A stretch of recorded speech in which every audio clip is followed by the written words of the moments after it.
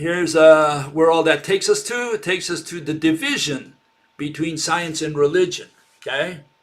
And what is science? Well, physics is objects, causes, mechanisms. Philosophy deals with reasons and purpose. And on the other side, we have religion. Here, we're going to put Ayn Rand on this side, on the religious side.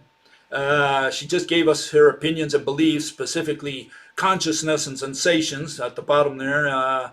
She talked about truth, fact, knowledge, proof, evidence, consciousness, and sensations. I mean, I think I covered every word that she used, which she had in her vocabulary.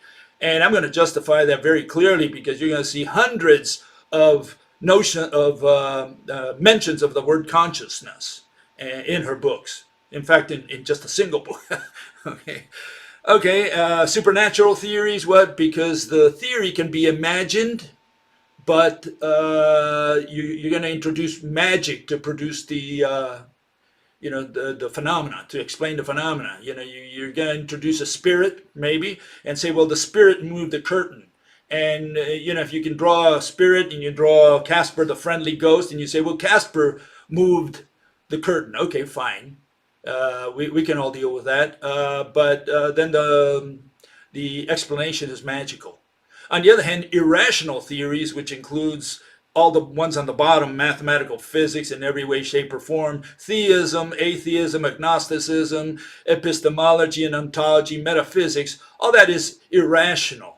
And it's irrational because the observer is introduced. It's all opinion. It's all about what we know and how we know it, which is what Ayn Rand essentially dealt with. And what we do is, you see there a big X over the senses. Okay, the so-called five senses, which are really only one sense. We don't have five senses. We only have the sense of touch. That's the only sense we have. And people have divided all these different senses, which are essentially variations of the sense of touch. But no, when we introduce the observer, that's when you run into trouble. And consciousness comes right after sensation. You sense, and now you have consciousness, and you start saying, well, what do I think? What is my opinion? What do I believe in? What do I think I saw? And that's where we separate rational science from all this stuff. We have to make it objective. We need to find out how the universe works clockwork. Okay? It's clockwork universe. You want to know why the Earth doesn't run away from the sun, or why the moon doesn't run away from the Earth. You're not going to do that with consciousness. You're not going to do that with knowledge and epistemology and all that other stuff. Okay?